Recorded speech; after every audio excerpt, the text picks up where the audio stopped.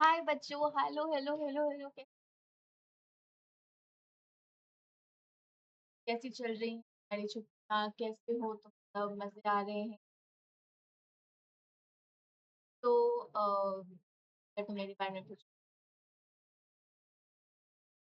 तुम्हारी लिए मुझे रोज मिलने की बहुत एक्साइटेड रहती हूँ कि आज एक मॉर्निंग क्लास होगी। आज मैं फिर तुम्हारे साथ बातें कर। ठीक है। तो आई होप तुम सब कोई बहुत मजे में हो, बहुत मजे में चल रहा है। तो जैसा कि लोगों को पता है, क्लासेस ऑफिशियली स्टार्ट हो और हमने एक पार्ट इसका कल हमने डिस्कस भी किया था। अगर हाँ, तुमने अगर रिवाइज किया है तो मैंने तुम्हें कहा था कि तुम करके आना। आई होप तुमने रिवाइज किया होगा। अगर तुमने रिवाइज करा है तो बहुत अच्छी बात है, क्योंकि तुम्हें अब आगे की चीज बहुत इजीली समझ में आ जाएंगी। लेकिन अगर नहीं किया है तो मैं कहा था कि रिवाइज करके आना। अगर नहीं भी रिवाइज करी है तो डोंट वरी, कोशिश करना जो आज मैं पढ़ाऊँ उसके बाद जाके तुम कल वाला भी पर रिवाइज ऊपर कर लेना। लेकिन ऐसा नहीं है कि मैं तुम्हें रिवाइज नहीं करवाऊँ। मैं तुम्हें अभी बस 5-10 मिनट जो भी हमने कल पढ़ा था, हम उसे क्या करेंगे, अभी तक देखेंगे अभी तक हमने क्या क्या पढ़ा। अभी तक की पढ़ाई हम देख लेंगे, अभी तक क्या क्या पढ़ा बिना किसी विलंब के, क्योंकि आज हम बहुत ज्यादा इंपॉर्टेंट टॉपिक पढ़ने वाले हैं। आज इंटेलिजेंस की थ्योरीज पढ़ने वाले हैं। इंटेलिजेंस थ्योरीज बहुत इंपॉर्टेंट होती है बोर्ड्स में। एक मार्क, एक क्वेश्चन में से हर बार आता है। फिर से मैं रिपीट कर रही हूँ, थ्योरीज ऑफ इंटेलिजेंस से कैसी बोर्ड हर साल एक क्वेश्चन 6 मार्क का या 4 मार्क का आता ही आता है। इवन 1 मार्क का एमसीक्यू है, वो भी थ्योरीज ऑफ इंटेलिजेंस आता है। तो थ्योरीज ऑफ इंटेलिजेंस पे फोकस करना बहुत ज्यादा इम्पोर्टेंट है। और मतलब उसको तुम ओवरलुक नहीं कर सकते, साइड नहीं कर सकते, वो तुम्हें पढ़ना होना चाहिए। ठीक है? तो बिना किसी विलंब के अब हम शुरू करते हैं। एक बार हम कल का रिकैप दे देते हैं। अगर कोई नया देख रहा है तो उसको पता होगा कि हमने अभी तक कहाँ तक पढ़ा। बाकी कल की वीडियो है उसकी यहाँ पे दी हुई, जाके आप देख सकते हो। फॉर द टाइम बिंग आज हम एक बार रिवाइज करेंगे कल हमने क्या क्या पढ़ा और फिर हम थ्योरीज ऑफ इंटेलिजेंस। ठीक है।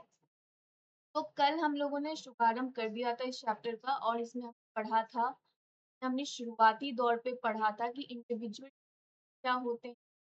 हम लोग एक दूसरे से ज्यादा डिफर करते हैं, चाहे हम फिजिकल कैरेक्टरिस्टिक की बात करें, हाइट की बात करें, आई कलर की बात करें, है ना, हर चीज। ऑल्सो सिर्फ फिजिकल ट्रेट्स में नहीं, हम साइकोलॉजिकल कैरेक्टर लॉजिकल ट्रेट्स में भी एक दूसरे। मेरा इंटेलिजेंस ज्यादा हो सकता है, तुम्हारा इंटेलिजेंस कम हो सकता है। मेरी पर्सनालिटी ट्रेट एक्सट्रोवर्ट हो सकती है, तुम्हारी पर्सनालिटी ट्रेट इंट्रोवर्ट हो सकती है। तो हम लोग एक दूसरे हर चीज में डिफर करते हैं ना? तो हमने इंडिविजुअल डिफरेंसेस का हमने ये भी देखा था कि उसका डेफिनेशन क्या है। differences क्या था? It refers to distinctiveness and variation among people's characteristic and behavior pattern। जब लोगों के बिहेवियर पैटर्न, उनके कैरेक्टरिस्टिक, जब बहुत डिस्टिंक्टिवनेस आती है, जब बहुत वेरिएशंस आती है, तो उसको हम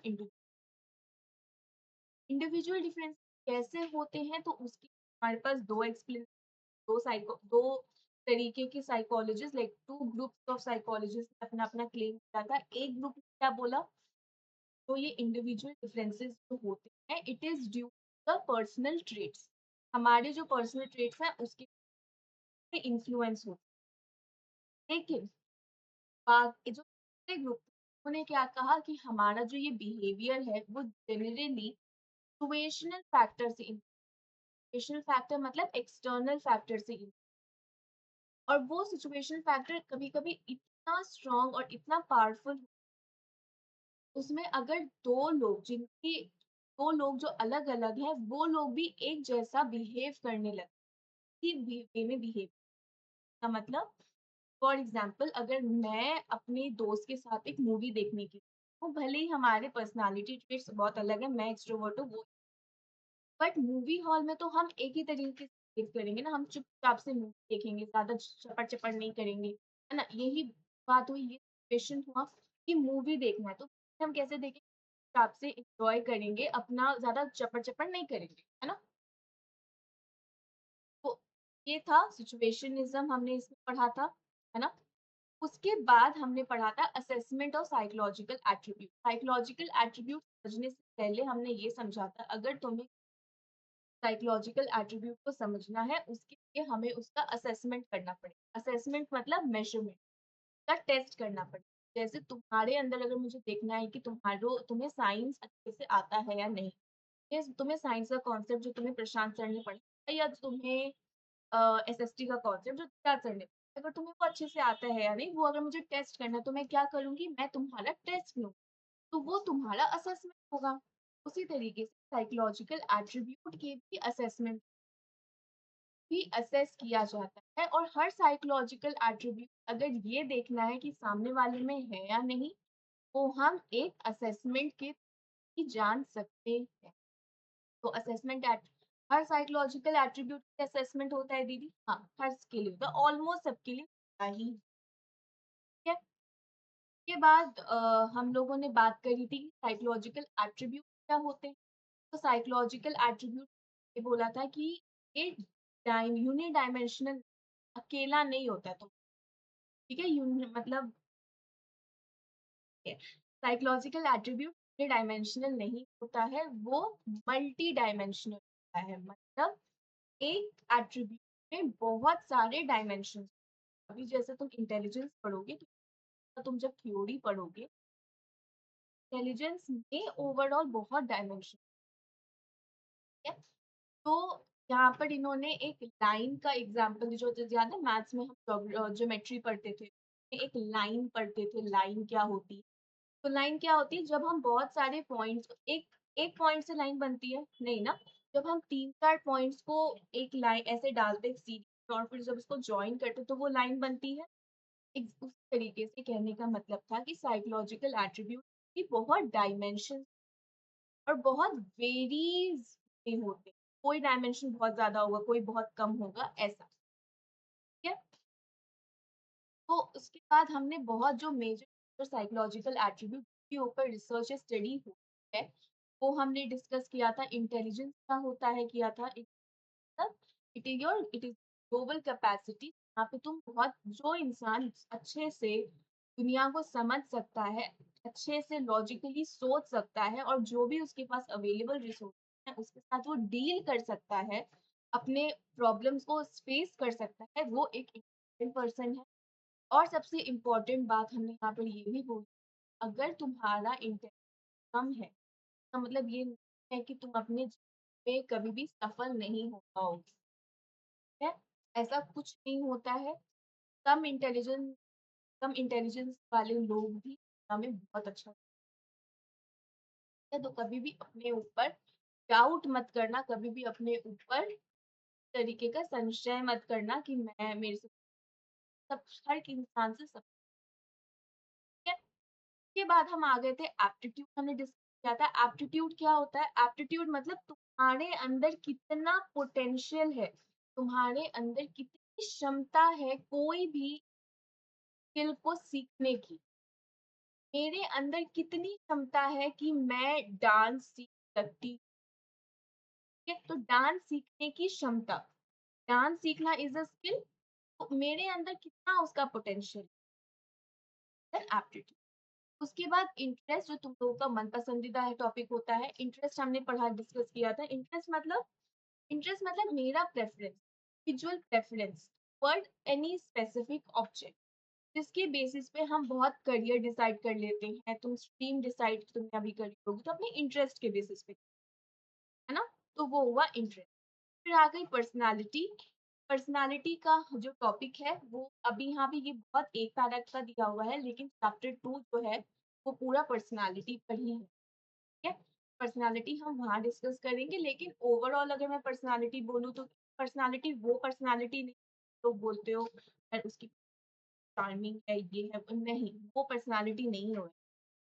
पर्सनैलिटी का मतलब एक इंसान में जो कैरेक्टरिस्टिक तो वो लंबे समय तक होता है। मोर और लेस वो हर सिचुएशन में उसी तरीके से बिहेव करता है, उसको पर्सनैलिटी बोलते हैं। और जो उसका एंड्योरिंग मतलब बहुत लंबे टाइम तक जो कैरेक्टरिस्टिक है, वो उसको एक दूसरे से अलग बनाती है। पर्सनैलिटी हमने डिस्कस करी थी और वैल्यूज हमने डिस्कस की थी। हर इंसान के अपने-अपने कुछ होते हैं, के ऊपर वो एक्ट करता है जिसके जिसके करता है। अगर मेरे वैल्यूज़ के अकॉर्डिंग कोई काम नहीं करेगा तो शायद वो इंसान अच्छा नहीं, ठीक है? अब ये साइकोलॉजिकल एट्रिब्यूट डिस्कस करें, उसको हम असेस कैसे करेंगे तो उसके लिए हमने साइकोलॉजिकल टेस्ट समझा था।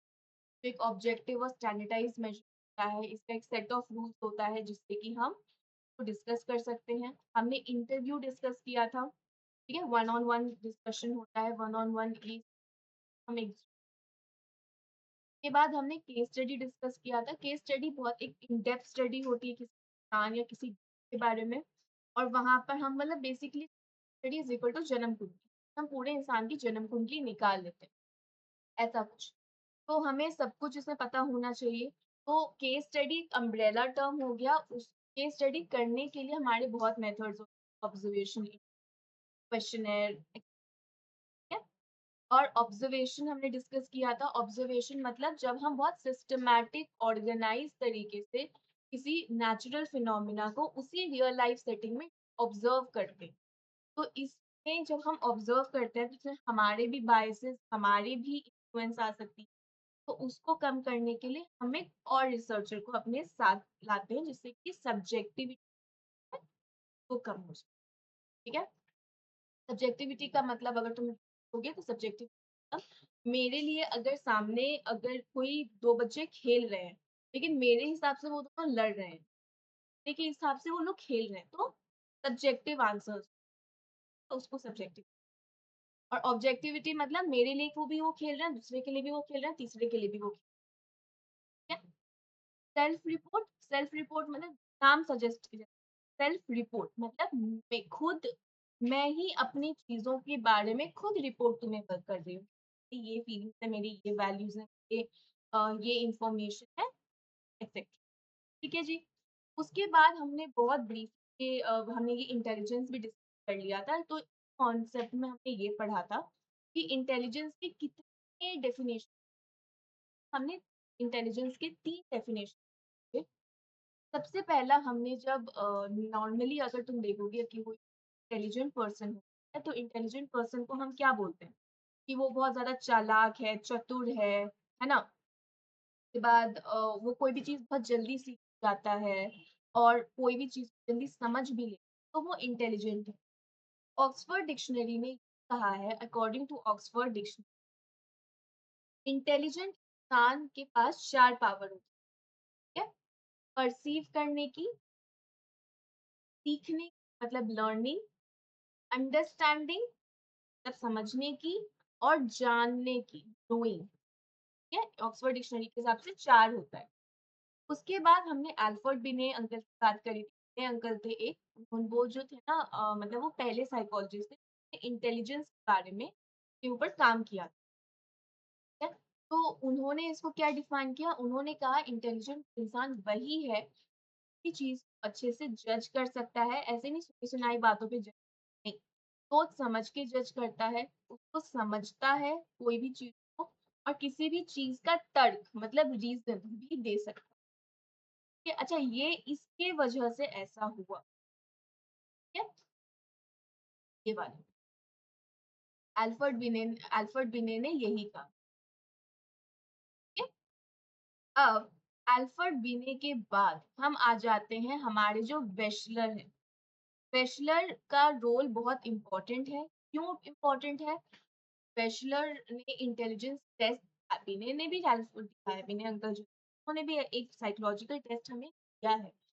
लेकिन बैचलर का जो टेस्ट है ना वो बहुत ज़्यादा हम यूज़ करते हैं और वो बहुत एक्सपेंसिव होता है और प्लस इन्होंने जो है हर एक टेस्ट दिए, गर्ल्स के लिए भी दिया है, बच्चों के लिए है और छोटे बच्चे भी होते हैं ना 2-3 साल वाले उनके लिए भी है। बैचलर के हिसाब से इंटेलिजेंस जो है वो डिपेंड करता है कि हम अपने एनवायरनमेंट में कैसे अडैप्ट करते हैं। कि उनके लिए इंटेलिजेंस जो है वो उसकी फंक्शनैलिटी पर है कि बेसिकली अडैप्टेशन होने क्या डेफिनेशन जी। इंटेलिजेंस एक ऐसी कैपेसिटी है, ऐसी ग्लोबल एग्रीगेट कैपेसिटी है जहां पर इंडिविजुअल बहुत ज्यादा सोच समझ के दैट इज थिंक रैशनली वो इंसान बहुत अच्छे से लॉजिकली है अपने एक्शन पे पर्पसफुली काम करता है मतलब ऐसा नहीं कि काम कर लिया जो सोचता है उसके अकॉर्डिंग काम करता है और अपने एनवायरनमेंट से उसको डील करना भी जैसे आता है। इसके अलावा दो अलग ये दो साइकोलॉजिस्ट के बारे में हम अभी पढ़ेंगे। ये थे गार्डनर और स्टर्न। तो उन्होंने ये कहा इंटेलिजेंट इंडिविजुअल जो है वो सिर्फ एनवायरनमेंट में अडेप्ट नहीं होते हैं, अपने एनवायरनमेंट को अपने हिसाब से मॉडिफाई भी कर लेते हैं। कि अगर मेरा एनवायरनमेंट डिमांड कर रहा है कि मुझे काफी देर तक पढ़ना है, अगर मेरा एनवायरनमेंट मुझसे ये चीज डिमांड कर रहा है तो अपने एनवायरनमेंट को वैसा मॉडिफाई कर दूंगी। मेरे पास पूरे दिन पढ़ने का समय नहीं बट मुझे तो पढ़ना है ना, तो मैं अपने एनवायरनमेंट को कैसे मॉडिफाई करूंगी। मैं सुबह में पढ़ लूंगी, मैं पूरे दिन कुछ और काम कर लूंगी, मैं रात में पढ़ लूंगी। तो जो इंटेलिजेंट पर्सन होता है अपने आजू बाजू के एनवायरनमेंट में अडेप्ट नहीं करता, वो अपने अनुसार मॉडिफाई भी कर लेता है। हम लोग अपने चीजों को कस्टमाइज करते हैं ना अकॉर्डिंगली, वैसे हम अपने एनवायरनमेंट को भी कस्टमाइज कर सकते हैं, वो मॉडिफाई। ठीक है, तो यहाँ तक हमने कल पढ़ा था। अब आज की शुरुआत हम कर रहे हैं थ्योरीज ऑफ इंटेलिजेंस से। और ये जो है सबसे इम्पोर्टेंट टॉपिक है, तो स्किप मत। तो मतलब 2x की पे कृपया कर मत देखना, क्योंकि इसमें से तुम्हारा बहुत क्वेश्चन आएगा। यार अच्छे से बट मैं बहुत इंपॉर्टेंट है ये, और कोई भी एक थ्योरी या दो थ्योरी पे आता है क्वेश्चन, और कौन सी थ्योरीज पे आता है मैं करो, चिल करो, मजे में पढ़ो, टेंशन नहीं। जल्दी जल्दी अब शुभारंभ करते हैं इसका। तो थ्योरीज ऑफ इंटेलिजेंस क्या है? Psychologist have proposed several theories of intelligence. है दो नहीं है तीन, बहुत सारी। क्या हमें सारी याद करनी है? अनफॉर्चुनेटली सारी याद, लेकिन बहुत इजी थ्योरी है तो तुम्हें वो कोई भी चीज कॉम्प्लिकेटेड नहीं लगी। So psychologists have proposed several theories of intelligence. Theories can be classified broadly either into psychometric approach or information processing. Yes. जब भी हम theories of intelligence की बात करें तो वो ना दो ऐसे हायरार्की में बनेगी। एक होगा तुम्हारा साइकोमेट्रिक अप्रोच और एक होगा तुम्हारा इंफॉर्मेशन प्रोसेसिंग। ठीक है, तो जो साइकोमेट्रिक अप्रोच होता है ना उसका ये मानना है कि हमारा जो इंटेलिजेंस है वो एक एग्रीगेट है। एग्रीगेट मतलब टोटल है। हमारे अंदर जितनी भी हमारी एबिलिटी, इंटेलिजेंस, सब चीज का एक एग्रीगेट है, सब चीज का एक टोटल है। तो इसमें जब तुम इस पढ़ोगे ना, यहाँ पर एक फैक्टर का नाम होता है, एक होता है जी फैक्टर और है एस। तो जो जी फैक्टर होता है, जी फैक्टर का इंटेलिजेंस साइकोमेट्रिक अप्रोच में बहुत इंपॉर्टेंस, बहुत मान्यता है जी। जी फैक्टर मतलब जनरल फैक्टर, ये फैक्टर हर इंसान में प्रेजेंट होता है। स्पेसिफिक फैक्टर मतलब स्पेसिफिक, जैसे मेरे अंदर, क्योंकि मुझे का शौक है तो मेरे अंदर लिंग्विस्टिक फैक्टर, मुझे गाना सुनने का शौक है, मुझे गाना सुनना अच्छा लगता है या गाना अच्छा लगता है, तो मेरे अंदर म्यूजिकल फैक्टर भी है। ये मेरे स्पेसिफिक फैक्टर है। बट जी फैक्टर क्या है? General factor. इन सब चीजों को मिला के जो एक फैक्टर बनता है वो होता है जी फैक्टर। और ये जी फैक्टर हर एक इंसान में कॉमन होता है, ये अलग अलग नहीं होता है। एक second,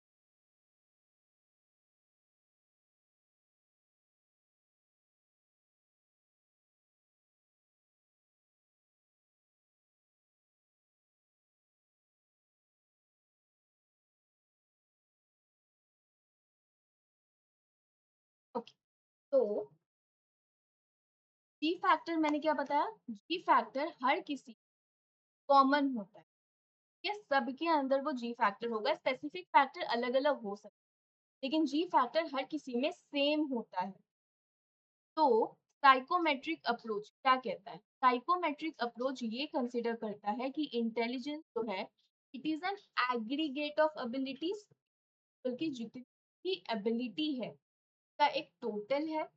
It expresses the individual performance in term of single index of cognition.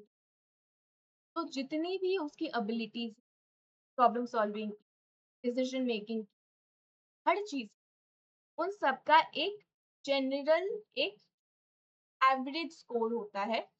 Average score जो होगा वो होगा तुम्हारा यहाँ पे इंटेलिजेंस।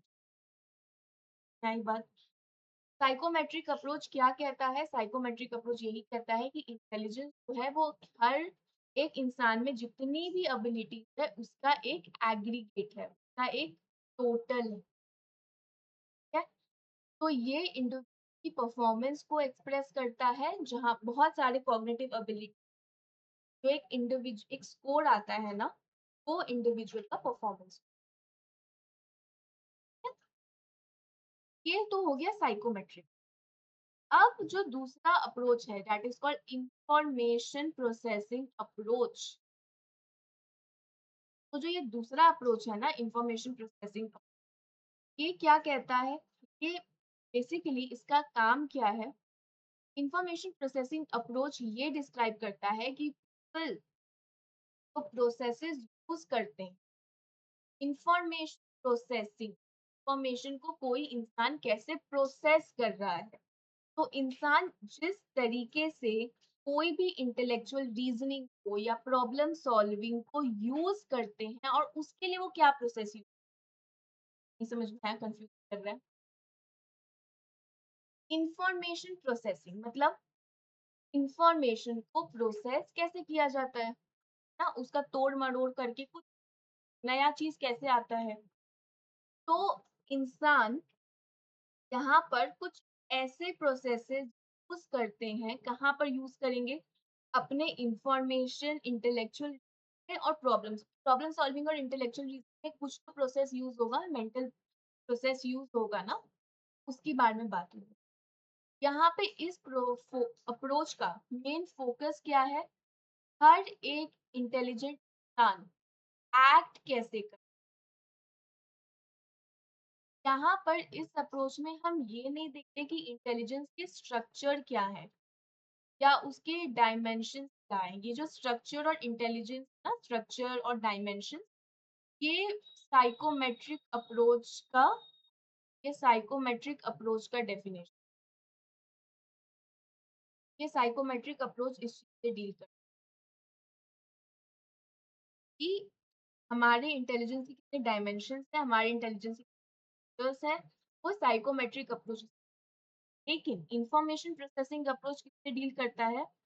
वो डील करता है कि हमारे कॉग्निटिव फंक्शंस कितने हैं, हमारी जो भी हम अपना इंटेलिजेंट बिहेवियर शो कर रहे हैं, उसके अंदर कौन कौन से कॉग्निटिव फंक्शन ने काम किया, है ना, यहाँ पर ये लिखा हुआ है ना। The major focus of this approach is on how intelligent person act. तो एक्ट करने के कौन कौन से कॉग्निटिव प्रोसेसेस वो इंसान ने यूज किया, ये इंफॉर्मेशन प्रोसेसिंग अप्रोच एस्पेक्ट है। लेकिन साइकोमेट्रिक अप्रोच इस पे फोकस करता है कि एक इंटेलिजेंट इंसान के अंदर कितने डायमेंशन प्रेजेंट हैं। फर्क समझ में आ रहा है? जो साइकोमेट्रिक अप्रोच है वो तुम्हारा dimension, structure, aggregate of ability पे डिपेंड पे काम करता है। इंफॉर्मेशन प्रोसेसिंग ये जानने की कोशिश करता है इंसान कैसे एक्ट करता है, इंटेलिजेंट इंसान कैसे एक्ट करता है जब भी वो कोई इंफॉर्मेशन, जब भी वो कोई प्रॉब्लम सॉल्विंग करता है या कुछ भी करता है, तो वो कौन से प्रोसेसेस का इस्तेमाल करता है, कौन से कॉग्निटिव फंक्शंस का इस्तेमाल, ठीक है। अब हम लोग सारे जितनी थ्योरीज हैं उसको ब्रीफली डिस्कस करेंगे, ठीक है, जल्दी जल्दी समझ में आ जाएगा, ठीक है। नाउ वी मेंशन्ड अबव, हमने ऊपर में अभी अल्फ्रेड बिने जो बिने अंकल थे उनका पूरा नाम था अल्फ्रेड बिने, इनके बारे में बात करी। वो कौन थे? Alfred Binet was the first psychologist try to study and who formalized the concept of intelligence in terms of mental operation. Alfred बिने ने इंटेलिजेंस को किस तरीके से डिफाइन किया? मेंटल ऑपरेशन, है कि इतने इतने भी इंटेलिजेंट इंसान है वो ये मेंटल एस्पेक्ट पे काम करते हैं, सारे मेंटल एस्पेक्ट होते हैं। है?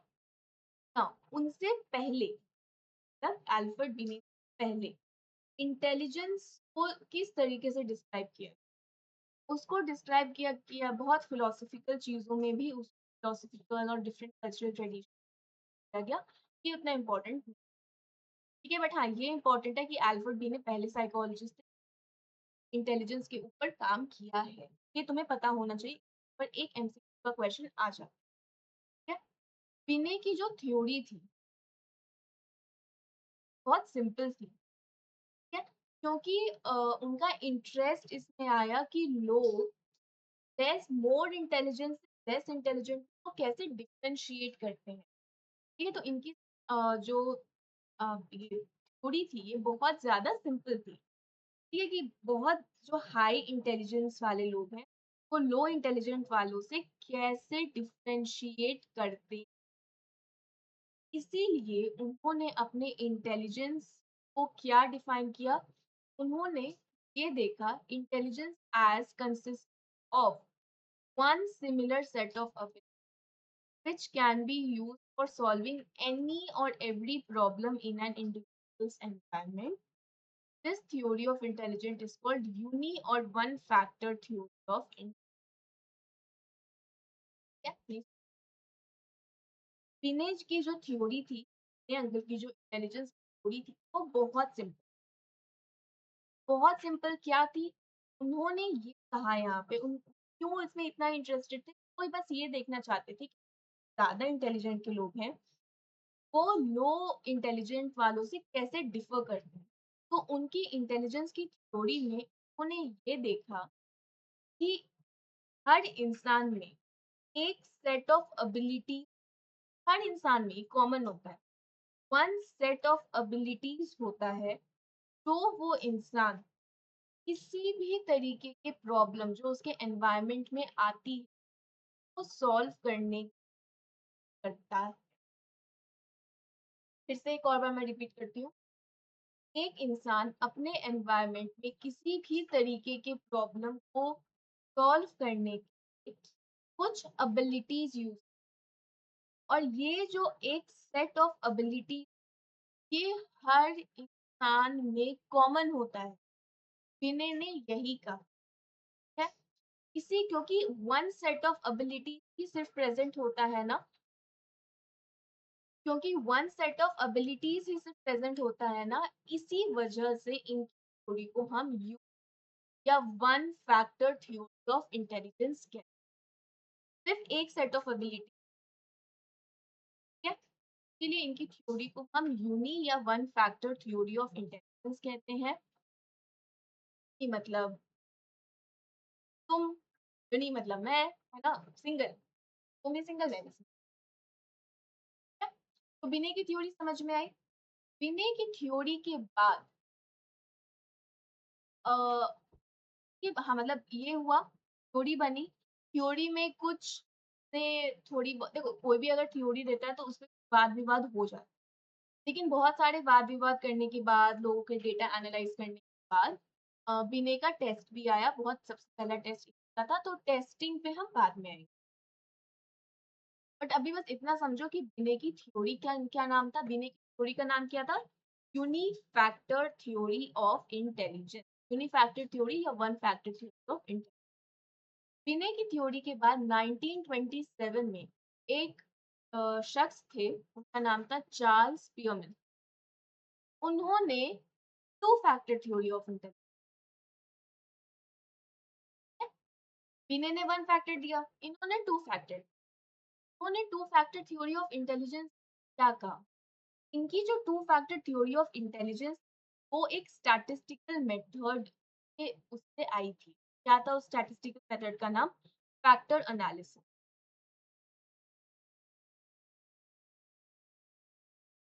तो इस मेथड से फैक्टर एनालिसिस इन्होंने जो इनकी इंटेलिजेंस की थ्योरी थी, उससे ये बात सामने आई कि इंटेलिजेंस के अंदर दो फैक्टर्स, एक होता है जनरल फैक्टर और एक होता है स्पेसिफिक। तो जो जनरल फैक्टर होता है, it includes mental operation which are primary and common to all perform। मैंने पहले बताया था ना जी फैक्टर और एच फैक्टर, यहीं से आता है। तो जी फैक्टर मतलब जनरल फैक्टर। जनरल फैक्टर में कुछ कुछ ऐसी एबिलिटी, कुछ ऐसे मेंटल ऑपरेशन, कुछ ऐसे एबिलिटीज जो हर परफॉर्मेंस में कॉमन होते हैं, उससे तो कोई फर्क नहीं पड़ता वो लिंग्विस्टिक है, वो म्यूजिकल है, वो क्या है, नहीं। हर तरीके के परफॉर्मेंस में जी फैक्टर प्रेजेंट होगा, जी फैक्टर कॉमन होगा।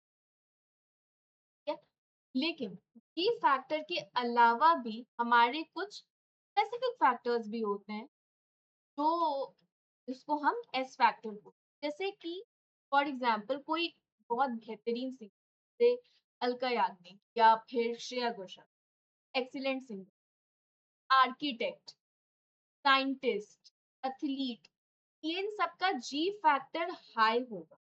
लेकिन क्या इन सबका स्पेसिफिक एबिलिटीज लोगों में होंगी? हाँ, इन लोगों की स्पेसिफिक एबिलिटीज भी होंगी जो इनको अपने अपने डोमेन में कामयाबी हासिल करवा पाई। है? समझ में आया? तो विनय की थ्योरी जो थी वो थी यूनिफैक्टर थी। उन्होंने भी यही चीज कहा था कि किसी भी तरीके के परफॉर्मेंस की कोई भी प्रॉब्लम सॉल्व जो तुम्हारे एनवायरनमेंट में किसी तरीके का मसला है, उसको अगर तुम्हें सॉल्व करना है, तो उसके लिए तुम्हें एक सेट ऑफ एबिलिटीज, जिसको उन्होंने बोला था वन यूनिफैक्टर थ्योरी, उन्होंने बोला था वन सेट होना चाहिए। चार्ल्स पियरमैन ने कहा, तो वहां पे जो वन सेट था ना, वो जी फैक्टर ही था। लेकिन चार्ल्स पियरमैन ने क्या किया, उस चीज को थोड़ा सेग्रीगेट कर दिया। उन्होंने ये कहा कि two factor theory of intelligence है, वो उसमें दो फैक्टर्स, एक होता है जी फैक्टर और एक होता है एच फैक्टर। जी फैक्टर सब बहुत पावरफुल होता है, वो बहुत ज्यादा इम्पोर्टेंट है और हर इंसान में हर तरीके के परफॉर्मेंस एक कॉमन है। लेकिन उसके अलावा क्या स्पेसिफिक फैक्टर भी इम्पोर्टेंट है? हाँ जी, स्पेसिफिक फैक्टर भी इम्पोर्टेंट है, तो हम एस फैक्टर बोलते हैं। जैसे सिंगर है, साइंटिस्ट है, आर्किटेक्ट है, एथलीट है, सबके अपने अपने स्पेसिफिक फैक्टर्स होंगे, अपने स्पेसिफिक डोमेन्स होंगे। लेकिन इन सब का एक कुछ तो जनरल मेंटल ऑपरेशन होगा ना, इसको इस तरीके से करना है, इस तरीके से सोचना है ना, सोचने की, प्रॉब्लम सॉल्विंग की इनकी क्षमता तो एक ही जैसी होगी ना। That is it. दो फैक्टर अभी तक समझ में आए। अब चार्ल्स पियरमैन से ही इंस्पायर्ड होके एक हमारे एक नए इंसान से आवाज में मिली, का नाम है लुइस फर्स्टन। लुइस फर्स्टन ये चार्ल्स पियरमैन की थ्योरी से काफी इंस्पायर्ड थे और इन्होंने अपनी थ्योरी का नाम दिया theory of primary mental ability. Theory of primary mental ability कि जो भी इंटेलिजेंट इंसान है के अंदर ये कुछ प्राइमरी एबिलिटी, मेंटल एबिलिटीज होनी चाहिए। हुआ यहाँ पे इंटेलिजेंस में it consist of seven primary ability, seven, सात, सात। it said that intelligence consists of seven primary abilities और हर एक एबिलिटी एक दूसरे से डिपेंडेंट, मतलब एक दूसरे से अलग है, निर्भर नहीं है, एक दूसरे सारी अलग अलग है। तो वो एबिलिटीज क्या है? एक है वर्बल कॉम्प्रिहेंशन, एक है वर्बल कॉम्प्रिहेंशन,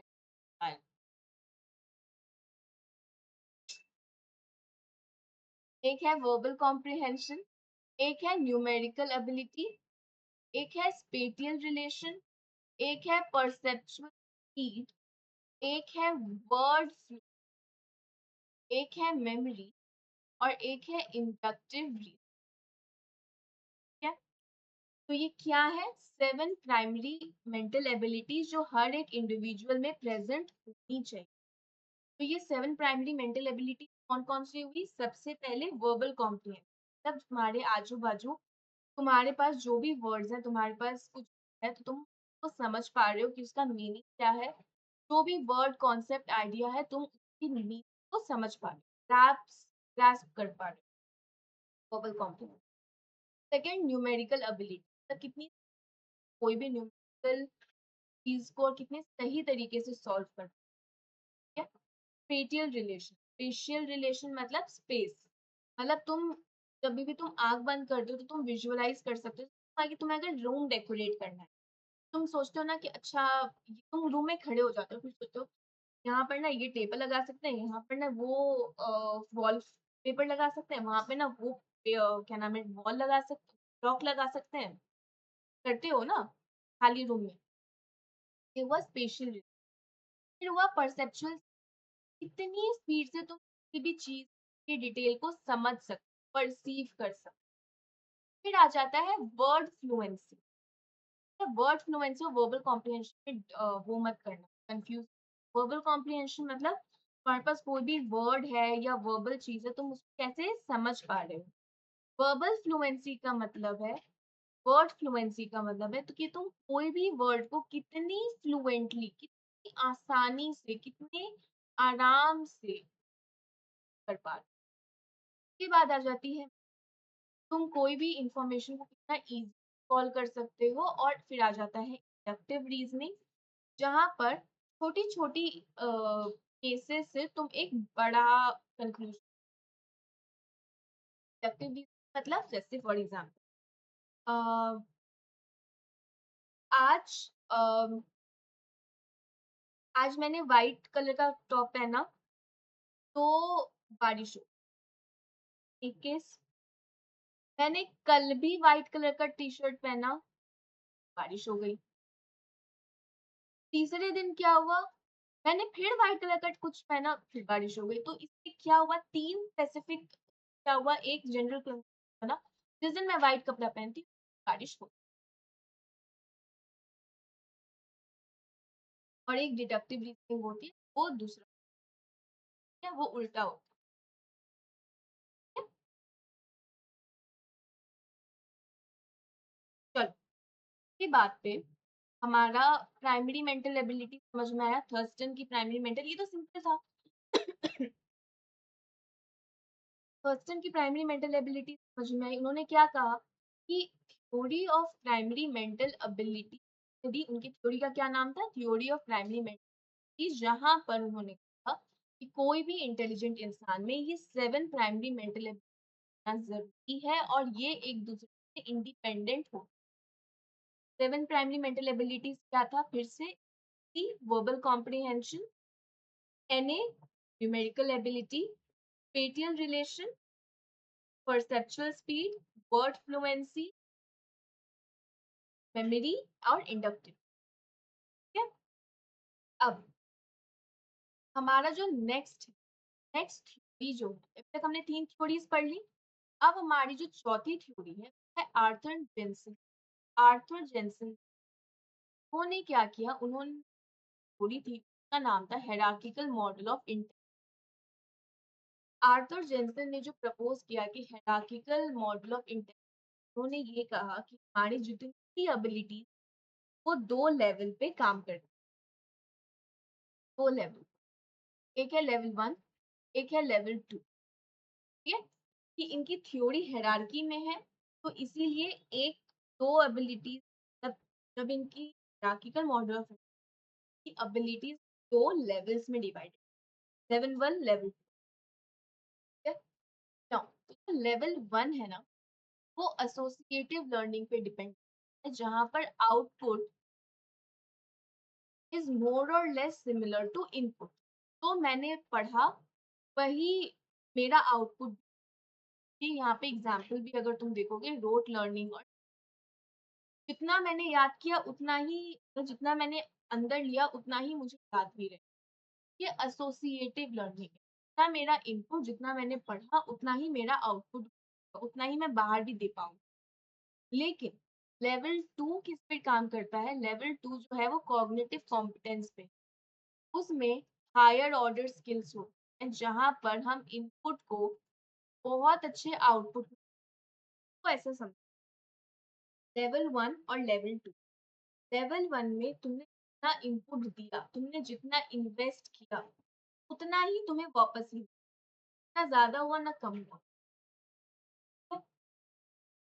तो अगर हम ह्यूमन के उसमें पढ़ें, तुमने जिस चीज़ को याद किया, तुमको चीज़ याद है, ना ज़्यादा है ना कम। लेकिन अगर लेवल 2 में तुम देखो, तुमने जितनी चीज़ को याद किया, तुम्हारे पुराने एक्सपीरियंसेस को और तुम्हारे नए पुराने तरीके से याद करने की तुम्हारा एक फैंटास्टिक आउटपुट है। जितना तुमने याद किया बस उतना ही, तुमने उससे ज़्यादा भी तुम दे पाओ, ठीक है? तो अगर इसको हम बैंकिंग और वो बात करें, तुमने कितना इनपुट दिया, तुम्हारे उसमें तुमने जितना इन्वेस्ट किया, तुम्हारे उसमें और इंटरेस्ट और वो सब मिला के तुम्हें मिलेगा जो तुम्हारा आउटपुट है। क्या ये बात? लेवल 1, लेवल 2 समझ में आया? इसके ऊपर बहुत नहीं आता।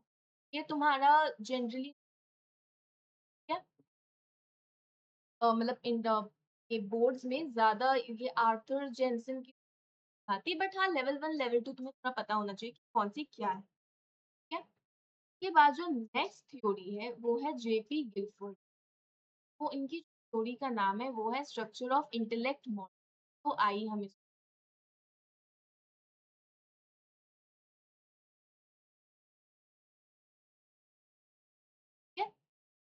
थ्योरी को हम एसओआई बोलते हैं। इसमें जो कभी जो इंटेलेक्चुअल ट्रेट होता है ना, वो 3 डायमेंशन डिवाइडेड पे 3 dimension, operation, content, content and product. Operation मतलब जो भी तुम्हारे पास कंटेंट आया, तुम उसको कैसे ऑपरेट करो, पर क्या operation, operations are what the respondent does, ठीक है? मतलब कॉग्निशन है, divergent thinking, memory recording, memory divergent, convergent production या इवैल्यूएशन। कंटेंट मतलब कि किस तरीके का इंफॉर्मेशन है जिस पर तुम्हें इंटेलेक्चुअल ऑपरेशन परफॉर्म करना है, ठीक है? कंटेंट हमारा कितने तरीके का होता है? Visual, auditory, symbolic, semantic and behavioural. Product मतलब आउटकम, जिस फॉर्म में इंफॉर्मेशन प्रोसेस्ड हुआ है।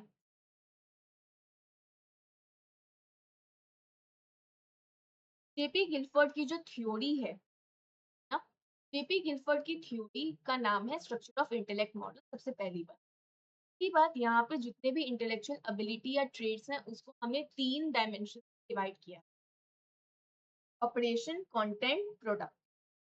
ऑपरेशन, कंटेंट, प्रोडक्ट का मतलब क्या? ऑपरेशन का मतलब जो भी तुम्हारे पास कंटेंट है, उसके ऊपर तुम कौन से मेंटल ऑपरेशंस लगा रहे हो। तुम उसको रिकॉर्ड कर रहे हो, उसमें डाइवर्जेंट थिंकिंग कर रहे हो, तुम कन्वर्जेंट थिंकिंग कर रहे हो, कॉग्निशन कर रहे हो। It depend on what? It depend on your material. Operation समझ में आया? कंटेंट मतलब किस तरीके का इंफॉर्मेशन तुम्हारे पास है जिसके ऊपर ये मेंटल ऑपरेशंस हो। वो विजुअल फॉर्म में है, ऑडिटरी फॉर्म में है, सिंबॉलिक मतलब लेटर या नंबर्स में है, सिमेंटिक कोई वर्ड्स में है, या बिहेवियरल इंसान के बिहेवियर, एटीट्यूड के बारे में, ठीक है? उसके बाद प्रोडक्ट, जब भी तुम्हारे इंफॉर्मेशन पे ऑपरेशन लगा तो कुछ आउटपुट बन के आएगा, तो उस आउटपुट को ही हम प्रोडक्ट बोलते हैं। प्रोडक्ट मतलब कि जो इंफॉर्मेशन इंसान ने प्रोसेस करा, ठीक है? तो प्रोडक्ट किस चीज में क्लासिफाई करते हैं हम? यूनिट में, क्लास में, ट्रांसफॉर्मेशन एंड इम्प्लीमेंटेशन। ज्यादा घुसने, तो बस ऊपर ऊपर से इतना, एक तीन डायमेंशन है, ऑपरेशन, कंटेंट, प्रोडक्ट। ये सब तुम खुद करते हो, यही बारे में है। तुम्हारे पास कोई इंफॉर्मेशन आई, तुमने उसको, जैसे तुमने कोई भी चीज याद करी, तुम्हारे पास कोई इंफॉर्मेशन आई याद करने के लिए, विजुअल फॉर्म में आई, नहीं विजुअल में नहीं है, मैं बोलती हूँ तुम्हारे पास कोई भी चीज़ सिमेंटिक और सिंबॉलिक फॉर्म, जो तुम्हारे पास एक इंफॉर्मेशन है, वो सिंबॉलिक और सिमेंटिक फॉर्म में है। अब तुम क्या करोगे? वो एग्ज़ाम ओरिएंटेड, उसको क्या करोगे? तुम उसके ऊपर उसको मेमोरी, रिकॉर्ड और रिटेंशन में जाओगे, है ना? तुम उसको पढ़ोगे, तुम समझोगे, याद रखोगे और प्रोडक्ट क्या होगा? उसका एक क्लास, उसका एक वो बन जाएगा, यूनिट बन जाएगा कि अच्छा इतना मैंने पढ़ा, ये इससे रिलेटेड है, तो क्योंकि तुमने वो इन्फॉर्मेशन को प्रोसेस किया, तो वो एक कैटेगरी में चला जाएगा, यूनिट वाइज़। समझ में आया? इसको इस क्लासिफिकेशन को हम ऐसे याद करते हैं 6, 5 इंटू, मतलब 6 ऑपरेशन होता है, 5 कंटेंट है और 6 प्रोडक्ट है। इस मॉडल में टोटल 181 और हर सेल में एटलीस्ट एक फैक्टर या एक एबिलिटी हो सकती है, किसी में ज़्यादा भी हो सकती है। तो इसको बस यही समझो कि हर एक फैक्टर इन तीनों डायमेंशन से डिस्क्राइब हो, ठीक है? गिलफोर्ड की थ्योरी ये समझो कि 180 सेल है, हर एक सेल में एटलीस्ट एक फैक्टर या एक एबिलिटी होगी, किसी-किसी में एक से ज़्यादा फैक्टर्स भी हो सकते हैं, लेकिन हर फैक्टर में या तीनों डायमेंशन के, हर फैक्टर में डायमेंशन है, यहाँ तक समझ। तो इसी के साथ हमारा साइकोमेट्रिक अप्रोच का है। सबसे पहला साइकोमेट्रिक अप्रोच की थ्योरी थी बिनी की, के बाद यमन अंकल की, फिर हर्स्टन, फिर आर्थर जेनसन, फिर जेपी गिलफर्ड की, ठीक है? और फिर जेपी गिलफर्ड हो के हमारी साइकोमेट्रिक अप्रोच हमारा खत्म हो। इसी के साथ हमारा साइकोमेट्रिक अप्रोच हम यहाँ है, और तुम्हारा अब हम मैं शुरू की इंफॉर्मेशन प्रोसेसिंग। आई नो ये सब थोड़ा सा तुम्हारे लिए टेक्निकल हो सकता है, एक बार में तुम्हें शायद समझ में आ सकता है, लेकिन मेरे पढ़ाने के बाद, आज इस क्लास के बाद प्लीज एक बार जाके इसको पढ़ लेना, रिवाइज करोगे तो अच्छे से आएगा। तो इसको अगर साइड में रख दो, तो बंद कर, और आई होप तुम लोग बुक खोल के बैठे होगे, ये बुक बंद करके, ये पिक्चर नहीं चल रही, तुम अगर कोई मूवी देख के फॉर्म में उसको देख रहे हो, बुक खोल के पेन पेंसिल जो तुम्हें चाहिए, कॉपी भी लो और लिखो ये सब, ठीक है? बाद तो बिना किसी विलंब के तुम्हारा इंफॉर्मेशन प्रोसेसिंग अप्रोच में शुरू कर देती हूँ। तो अब यहाँ पर सबसे पहला इंफॉर्मेशन प्रोसेसिंग अप्रोच है multiple intelligence, theory of multiple intelligence. इसके ये कौन किसने है ये थ्योरी? ये थ्योरी दी है हार्वर्ड गार्डनर, है। इन्होंने ये दी है थ्योरी ऑफ मल्टीपल इंटेलिजेंस। के हिसाब से इंटेलिजेंस कोई एक सिंगल एंटिटी नहीं, कोई भी एक सिंगल एबिलिटी नहीं, ये के हिसाब से डिफरेंट डिफरेंट तरीके के इंटेलिजेंस बनते हैं, के हिसाब से डिफरेंट इंटेलिजेंस है।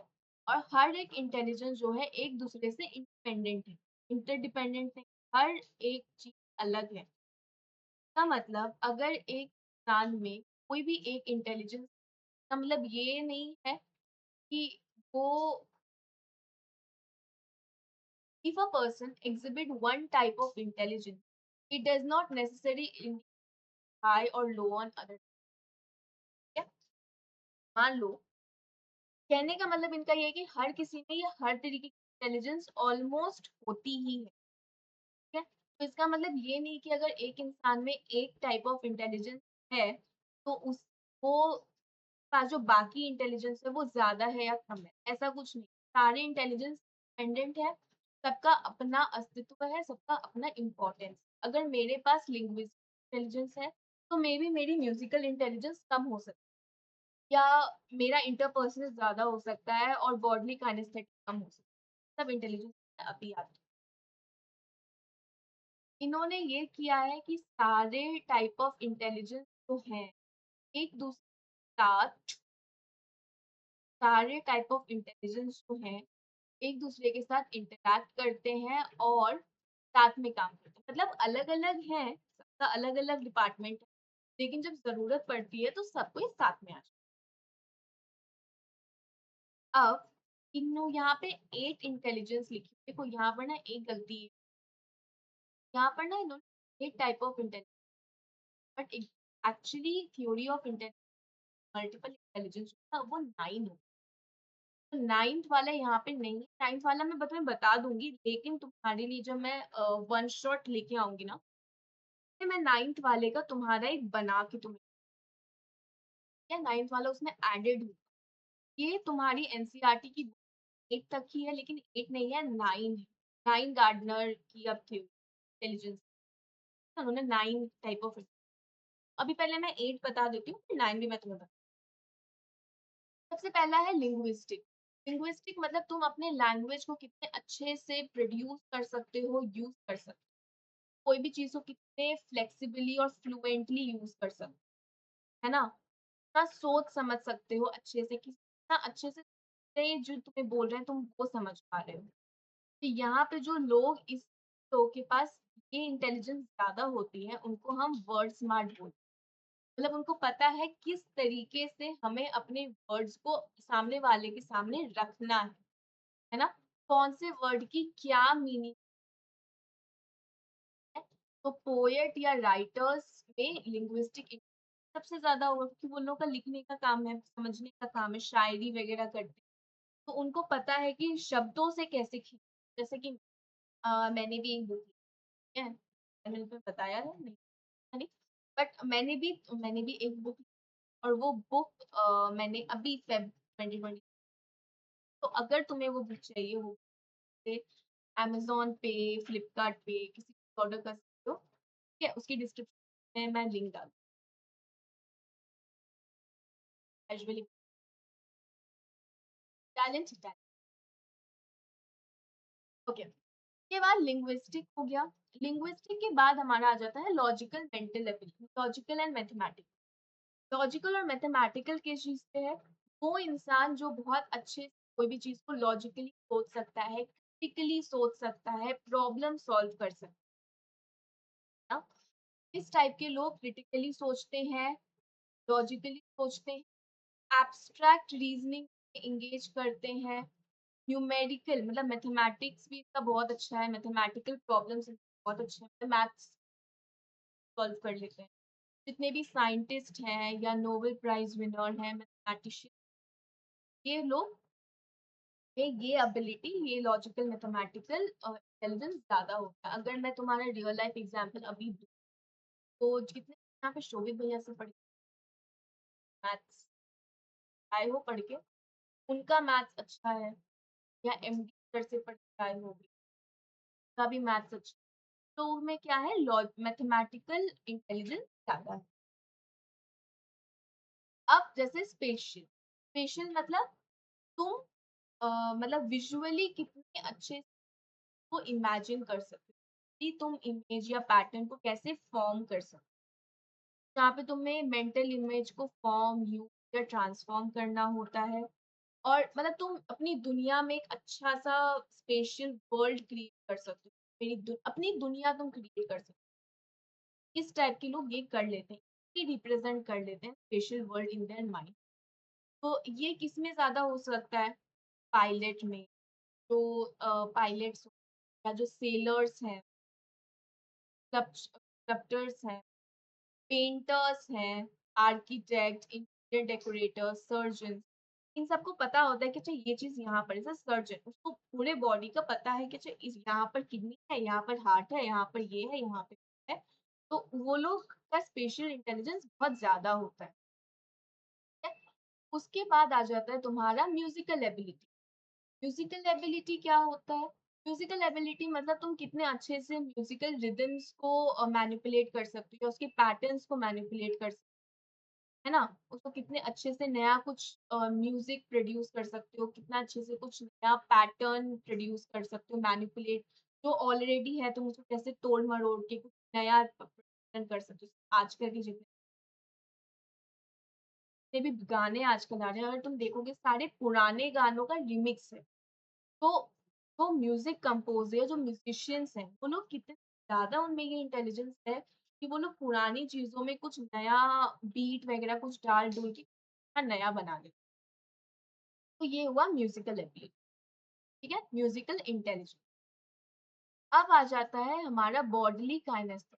ये होता है उनमें जो अपनी बॉडी को बहुत फ्लेक्सिबल, अपने जितने बॉडी पार्ट्स हैं, उनको बहुत फ्लेक्सिबल और बहुत क्रिएटिवली यूज़ कर सकते हैं। जैसे athletes, dancer, actors, sportsman, surgeons, ये सब कोई बॉडी काइनेस्थिक बहुत अच्छे। डांसर्स को देखा है कितने कैसे-कैसे डांस कर लेते हैं, मतलब अजीब तरीके से, ऐसा लगता है उनकी बॉडी रबर की बनी है ना, उस तरीके से वो लोग। तो या एथलीट्स इतने फ्लेक्सिबल होते हैं, या एक्टर्स, जिम्नास्ट, ये है ना। फिर आ जाता है इंटरपर्सनल। इंटरपर्सनल इंटेलिजेंस मतलब तुम किसी के साथ कि अच्छे से बातों को समझ पाते हो, दूसरों को समझ पाते हो। तो it is an ability to understand the motive, feel, behaviour of other person, तुम उनका एक कंफर्टेबल बॉन्ड बना सको। जैसे हमें साइकोलॉजिस्ट, तो मैं साइकोलॉजिस्ट, तो मेरे अंदर ये एबिलिटी है दूसरों को कितने समझ रहे। काउंसलर हूँ मैं, तो काउंसलर हूँ तो मैं कितने अच्छे से दूसरे को समझ सकती। पॉलिटिशियन, सोशल वर्कर्स, सब में ये इंटरपर्सनल इंटेलिजेंस बहुत होता है, ठीक है? के बाद आ जाता है तुम्हारा इंट्रापर्सनल। इंट्रापर्सनल इंटेलिजेंस का मतलब है कि तुम अपने फीलिंग्स को, अपने मोटिव्स, अपने डिजायर्स को कितने अच्छे से, ठीक है? तो अपने स्ट्रेंथ और वीकनेसेस को कितने अच्छे से, और उस नॉलेज को तुम कैसे यूज कर सकते हो, मतलब अपने काम में। हमारे पास जो भी इंफॉर्मेशन वगैरह आती है, हमारे एनवायरनमेंट में चीजें, तुम उसको कैसे डील करते हो अपने बारे में जानने के बाद। तो ये इंट्रापर्सनल किसमें सबसे ज्यादा होती है? ये फिलोसोफर या स्पिरिचुअल, तुम existence, meaning of life, existence मतलब मेरे जीवन का मकसद क्या है, मेरे जीवन का लक्ष्य क्या है, ये सभी यहाँ इंट्रापर्सनल। फिर आ जाता है नेचुरलिस्टिक, जहाँ पर तुम नेचुरल वर्ल्ड, नेचर, प्रकृति के फीचर्स को आइडेंटिफाई करते हो। तुम्हें पता होता है कि यहाँ पर तुम्हें पूरा कंप्लीट अवेयरनेस होते हैं, कौन से जानवर हैं, कहाँ पे पाए जाते हैं, कौन सा पौधा कहाँ पाया जाता है ना। ये सब के बारे में बेसिक ज्ञान होता है। Complete awareness of a relation natural world, useful in recognising the beauty of different flora and fauna, और के बीच में अगर कोई डिस्क्रिमिनेशन है तो वो। तो ये टाइप का इंटेलिजेंस किसमें पाया जाता है ज्यादा? Hunter, farmer, tourist, botanist, zoologist, bird watcher, ये। हाँ, मैंने तुम्हें कहा था इसमें 9 टाइप का भी इंटेलिजेंस, तो हम बोलते हैं, लिख लो कहीं पर, उसको हम बोलते हैं एग्जिस्टेंशियल। क्या होता है वो?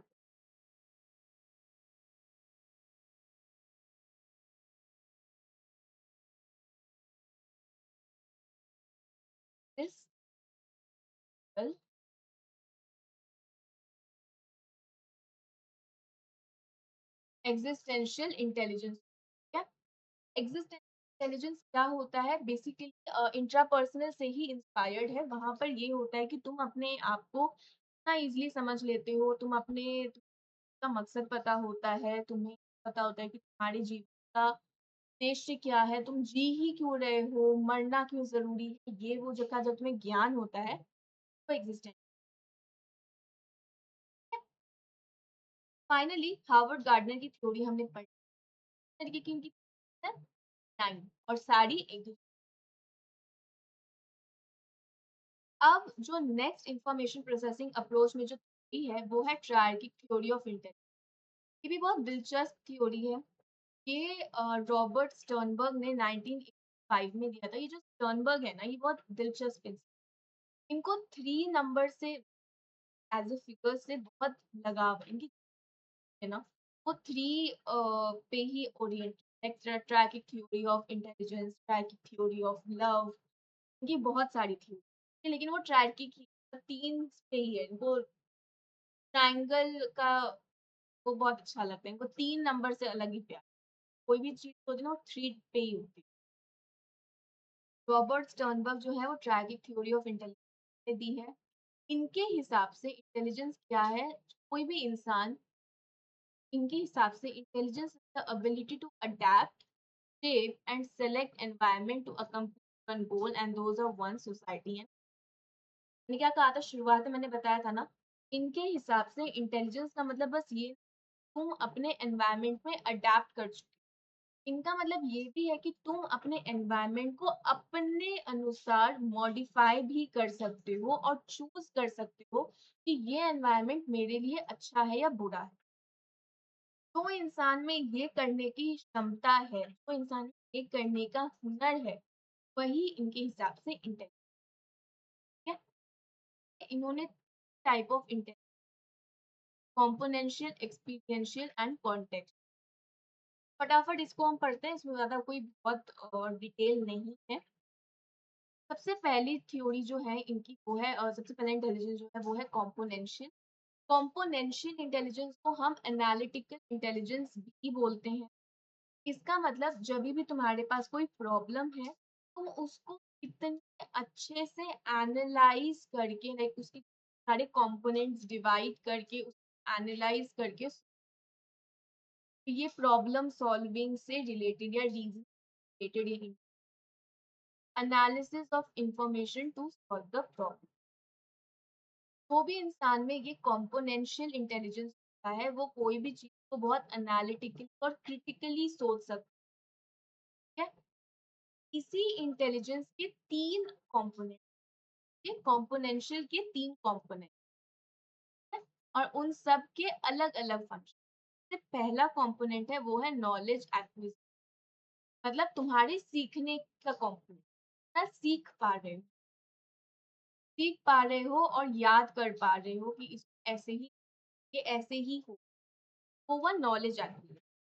दूसरा हुआ मेटा और हायर ऑर्डर कंपोनेंट, जहां पर ये देखते हो कि वो ऐसे करना है, इसको वैसे, यहाँ पे प्लानिंग होती है, क्या करना है और कैसे करना है। और तीसरा होता है परफॉर्मेंस, जहाँ पे तुम एक्चुअली करते हो। मतलब सिंपल है, knowledge acquisition, Meta component and performance component. Knowledge acquisition component मतलब जहाँ पे तुम नॉलेज गैदर करते हो, मेटा कंपोनेंट जहाँ पे तुम ये प्लानिंग करते हो कि क्या करना है, कैसे करना है, और परफॉर्मेंस में जहाँ पे तुम एक्चुअली वो एग्जीक्यूट, प्लानिंग को एग्जीक्यूट। तो ये कॉम्पोनेंशियल इंटेलिजेंस हो गया, ठीक है। दूसरा इंटेलिजेंस हो गया वो होता है एक्सपीरियंशियल इंटेलिजेंस। एक्सपीरियंशियल इंटेलिजेंस को हम क्रिएटिव इंटेलिजेंस भी बोलते हैं, क्योंकि यहाँ पर कि तुम क्या करते हो, यहाँ पर तुम अपने पास्ट एक्सपीरियंस की मदद से आज की प्रॉब्लम को क्रिएटिवली सॉल्व करते हो। Past experience creatively solve novel problem, ठीक है। तो ये तुम्हारा क्रिएटिव एस्पेक्ट, क्रिएटिव परफॉर्मेंस है। पहले में शायद तुम्हारे पास तुमको एक ना मॉडल बनाना, तुम्हें एक, अभी तुम्हें नोटबुक पे कवर लगाना है, ब्राउन कवर, बट क्या है ना, रात के 10 बज गए, तुम्हें पूरे दिन याद नहीं था, तुम पूरे दिन रील चला रहे थे और तुम्हें याद, रात में याद आया कि तुम्हें कॉपी कल सबमिट करनी है, और वो कॉपी पे कवर, नेम प्लेट वगैरह, नेम स्लिप लगा के तुम्हें, अब तुम्हें रात में आया, अब तुम क्या करोगे? अपने पुराने एक्सपीरियंस पे तुम ये देखोगे, अच्छा ब्राउन कलर है ना, ब्राउन कलर के तो तुम घर में देखोगे क्या क्या चीज है, और उसको लेके, जैसे ब्लिंकेट का जो कवर वो ब्राउन होता है, उसको लेके तुम कॉपी पे चढ़ा दोगे, हो गया प्रॉब्लम सॉल्व। तो तुमने क्रिएटिवली अपने प्रॉब्लम को सॉल्व किया, ये हुआ एक्सपीरियंस, ठीक है। वो डिफरेंट एक्सपीरियंसेस को यूज करता है और उससे नई नई खोज, नए नए इन्वेंट है। कोई भी इंफॉर्मेशन अगर किसी को चाहिए, फटाफट चाहिए, तो उस एक्सपीरियंशियल इंटेलिजेंस बहुत काम की है। ये एलिमेंट है, अगर तुम ये देखो तो कॉम्पोनेंशियल अभी मैंने बताया, कॉम्पोनेंशियल मतलब जहाँ पे तुम कंपोनेंट्स, इंटेलिजेंट बिहेवियर की कौन कौन से कॉग्निटिव प्रोसेस। मेटा कंपोनेंट जहाँ पे तुम प्लानिंग और मॉनिटरिंग करते हो, परफॉर्मेंस जहाँ पे एग्जीक्यूट करते हो, और नॉलेज एक्विजिशन जहाँ पर तुम इंफॉर्मेशन को एनकोड कर रहे हो, समझ रहे हो, कंपेयर कर रहे हो, ये सारी चीज। एक्सपीरियंशियल बता दिया कि कैसे तुम्हारा एक्सपीरियंस तुम्हारे आज की प्रॉब्लम को सॉल्व करने में हेल्प कर सकता है। और कॉन्टेक्चुअल की इंटेलिजेंट बिहेवियर कैसे कल्चर वाइज डिफर कर, ये आगे तुम्हारा कॉन्टेक्चुअल इंटेलिजेंस। कॉन्टेक्चुअल इंटेलिजेंस को हम प्रैक्टिकल इंटेलिजेंस भी कहते हैं या स्ट्रीट स्मार्टनेस या बिजनेस सेंस बोलते हैं। क्यों? कि कॉन्टेक्चुअल इंटेलिजेंस या प्रैक्टिकल इंटेलिजेंस तुम्हारी कुछ एबिलिटी है कि तुम कैसे आज के एनवायरमेंटल डिमांड से डील कर सकते हो ऑन अ डेली बेसिस पे तुम अपने एनवायरमेंटल डिमांड से कैसे डील करते हो, ये तुम्हारा कॉन्टेक्स्ट या प्रैक्टिकल इंटेलिजेंस है। यहाँ पे लोग जो होते हैं वो ही अपने एनवायरनमेंट में अडेप्ट कर लेते हैं, वो अपने हिसाब से मॉडिफाई कर लेते हैं और प्रॉब्लम को सॉल्व कर लेते हैं और वही ज़्यादा सक्सेस। टर्नबर्ग के हिसाब से वही इंसान सक्सेसफुल होगा के अंदर ये कॉन्टेक्चुअल इंटेलिजेंस है। आया। और ये याद रखना स्टर्नबर्ग की जो ट्रैकिक थ्योरी है वो इंफॉर्मेशन अप्रोच को, तो यहाँ पे हमने पूरा इंफॉर्मेशन प्रोसेसिंग अप्रोच भी समझ लिया और नहीं समझा और थ्योरी हमने मतलब साइकोमेट्रिक पूरा समझ लिया। इंफॉर्मेशन प्रोसेसिंग में हमने स्टर्नबर्ग की थ्योरी समझ ली और गार्डनर की थ्योरी। अब एक और इंटेलिजेंस की थ्योरी है और इसी के साथ इसके बाद हम क्लास को एंड कर देंगे। ये थ्योरी का नाम है planning attention arousal simultaneous successive model of intelligence. क्या ही है इसका नाम, बहुत नाम बड़े दर्शन वाली हाल वाला हाल है।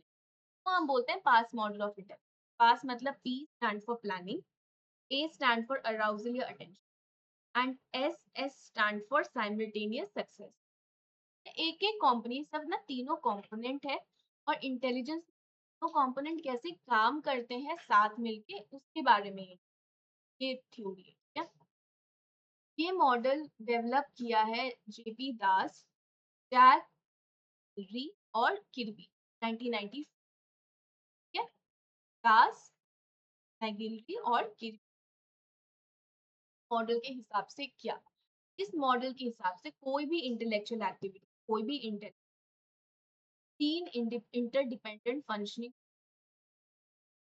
या तीन न्यूरोलॉजिकल सिस्टम है, इनकी इंटरडिपेंडेंट, ये तीनों एक दूसरे पर निर्भर साथ में काम करते हैं और ये यूनिट के लिए रिस्पॉन्सिबल होते हैं अराउजल अटेंशन के लिए, प्रोसेसिंग करने के लिए और प्लानिंग करने। अब एक एक करके हम हर चीज को समझ लेते हैं। सबसे पहला arousal attention. State of arousal बहुत जरूरी है, तुमने मोटिवेशन लास्ट क्लास 11th में कहा था, तुमने पढ़ा था क्लास में, तो सॉरी 11th क्लास में तुमने पढ़ा था, नहीं पढ़ा ना? क्लास 11th में 9 जो 8 चैप्टर था तुम्हारा मोटिवेशन, वहां पे तुमने अराउजल के बारे में पढ़ा। अराउजल मतलब तुम्हारा एक अलर्ट सिस्टम कि हाँ भाई कुछ तो तुम्हारे लिए आया, मतलब ये तुम्हारे बिहेवियर, कोई भी बिहेवियर का बेसिक सेंस होता है अराउजल। ठीक है, वो एक alert system. State of arousal is basic to any behaviour, क्योंकि वो हमें हेल्प करता है कि अच्छा ये स्टिमुला आया उसको अटेंड करना, वो एक अलर्ट अलार्म। तो अराउजल और अटेंशन हमें किसी भी इंफॉर्मेशन को प्रोसेस करने में हेल्प करता है। अगर हमारे पास एक सही अमाउंट का अराउजल नहीं हो तो हम उस पे ध्यान ही नहीं देंगे। हमारा ध्यान देने की हमारी एक क्षमता है, हम उसी चीज पे ध्यान देंगे जो हमें लगेगा अच्छा ये इतना इम्पोर्टेंट है। तो वो इम्पोर्टेंस कौन बताता है? हमें अराउजल बताता है। तो अगर हमारे पास ऑप्टिमल लेवल ऑफ अराउजल होगा तो हम किसी पे ध्यान देंगे, उस चीज के सारे एस्पेक्ट पे ध्यान। लेकिन अगर अराउजल बहुत ज्यादा होगा या अराउजल बहुत कम होगा तो हमारा अटेंशन इंटरफेयर कर जाएगा। एग्जाम्पल समझो, तुम्हारी टीचर ने तुम्हें कहा कि एक टेस्ट है, ठीक है? तो अब एक टेस्ट है, तो टेस्ट पे तुम्हारा क्या हुआ, तुम्हारे एक अराउजल तुम्हें हुआ, तुम्हें एक बहुत जोर का तुम्हें झटका लगा, तो वो झटका है तुम्हारा एक अराउजल। ठीक है, तो तुम अराउज हो और तुम क्या करोगे उसकी वजह से, जब तुम्हें तुम्हारी टीचर एक टेस्ट लेने वाले ये सुन के क्या करोगे, तुम चैप्टर्स पढ़ना शुरू है, तुम सारे चैप्टर्स को ध्यान से पढ़ने लगो। तो अराउजल मतलब एक मोटिवेटिंग फोर्स तुम्हें हेल्प करेगा कि तुम अपना ध्यान उस पे लगाओ, अपना अटेंशन उस पे लगाओ, रीडिंग पे लगाओ, चैप्टर पढ़ने पे लगाओ, उसको याद करने पे लगाओ और उसकी जितनी भी कंटेंट है उसको रिवाइज करो। क्या समझ में आया? कोई भी इंटेलेक्चुअल एबिलिटी या कोई भी चीज बिना अराउजल के काम कर ही नहीं सकती। जब तुम अराउज होगे और उस अराउजल की वजह से तुम ऊपर अटेंशन दोगे, तभी चीजें आगे बढ़ेगी। ठीक है? ये जो पास मॉडल है ना, ये एक मशीन टाइप का मॉडल है। फिर यहाँ पे बहुत सारी चीजें ध्यान देनी पड़ती है। तो इस तरीके से कोई भी चीज को समझने के लिए पहले तुम्हें अराउज होना, पहले तुम्हें मोटिवेट होना, जिसकी वजह से तुम उसको अटेंशन है। अब तुमने अटेंशन दे दी, अब क्या? अब तुम साइमल्टेनियस और सक्सेसिव प्रोसेस आओगे। यहाँ पर क्या होता है दीदी? यहाँ पर ये होता है, you can integrate the information into your knowledge system either successively or simultaneous। Simultaneous और सक्सेसिव का मतलब जानती हूँ। साइमल्टेनियस मतलब दो चीज को जब हम साथ करते हैं, और सक्सेसिव मतलब पहले एक चीज होती है फिर हम दूसरी। तो यहाँ पर तुम अपने नॉलेज सिस्टम में कोई भी चीज, कोई भी इंफॉर्मेशन को इंटीग्रेट कैसे करो? या तो साइमल्टेनियस बेसिस पे करोगे, दो चीजें साथ चल रही है तो तुम्हारे इंफॉर्मेशन सिस्टम में चली जाएंगी, या पहले एक चीज खत्म करोगे फिर दूसरा चीज, तो either of the two.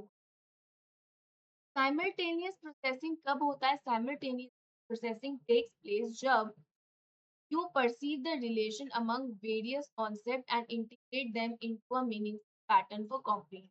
For example, simultaneous का मतलब ये होता है जहां पर तुम किसी भी चीज को समझ भी रहे हो और बाद में उसका मतलब भी निकाल रहे हो, मतलब खुद भी समझ रहे हो, मतलब दो चीज के बीच में रिलेशन देख रहे हो, ये एक पार्ट हुआ, और दूसरा फिर उसका मीनिंग भी निकाल रहे हो पार्ट। तो ये दोनों चीजें साथ चल रही।